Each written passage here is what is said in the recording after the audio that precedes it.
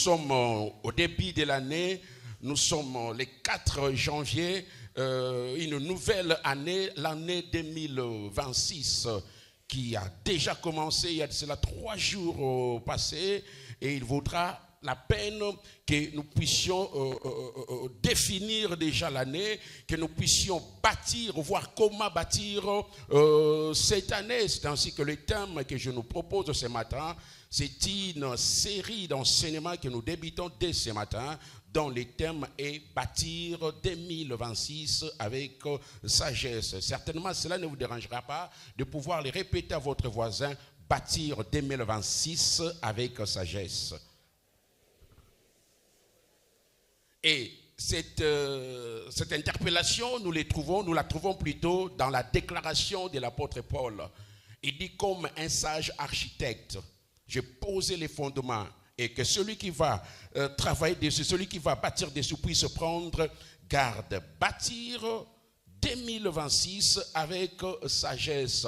J'aimerais que tout au long de ce début de l'année, que nous puissions nous comporter comme des sages architectes, comme des personnes qui sont appelées à bâtir une année, à bâtir un bâtiment, à mettre en place une bâtisse qui est constituée de l'année 2026. Vous savez, en matière de la construction, on tient compte de la superficie, on tient compte de la qualité du sol.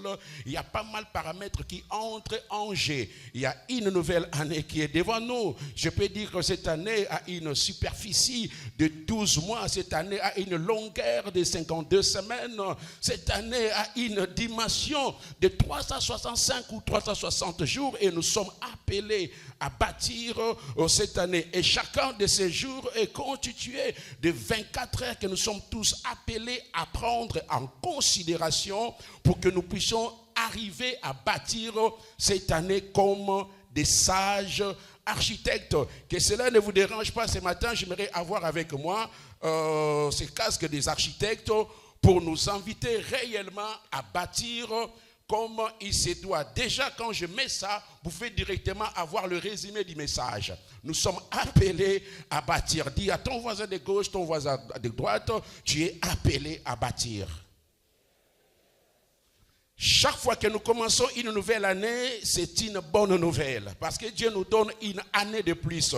Dieu permet à ce que nous puissions entrer dans une année qui est nouvelle. Et l'année nouvelle, laissez-moi vous répéter, elle ne vient pas seule, elle vient avec ses opportunités. Chaque fois qu'il y a une nouvelle année, cette année se présente avec ses avantages. Cette année se présente aussi avec ses défis. Et il ne faut jamais oublier que chaque nouvelle année vient avec ces combats. Et pour faire face à toutes ces réalités, bien aimés, nous n'avons pas qu'avoir des ambitions, mais ce qui est encore plus important, c'est de savoir comment bâtir avec sagesse cette année. Nous sommes appelés à faire recours à la sagesse pour que nous puissions écrire de nouvelles réalisations sur cette année. Et je déclare déjà ce matin pour toi que cette année soit pour toi une année de grandes réalisations. J'ai dit que cette année, tu réalises des choses qui n'ont pas été réalisées l'année passée. Oh, vous savez, quand Dieu te donne une nouvelle année, ça veut dire que 2026 est supérieur en termes arithmétiques, est supérieur à 2025. Autrement dit, pour avoir 2026, il faut ajouter 1 au 2025. Et cela pourra me pousser directement à dire que d'une manière arithmétique, 2026 est supérieur à 2025. Et j'aimerais que cela soit aussi le cas pour toi, que dans cette année, tu sois supérieur à celui que tu étais l'année passée. J'ai dit qu'en cette année, tu sois supérieur à celui que tu étais l'année passée. Je ne sais pas combien tu étais l'année passée, comment tu étais l'année passée, quelle dimension tu avais l'année passée. Je déclare que l'an 2025 soit une année de supériorité pour toi dans le nom de Jésus. En termes de réalisation, que ça soit supérieur. En termes de projet, que ça soit supérieur. Et je prie que cela soit ton partage. In the mighty name of Jesus, somebody say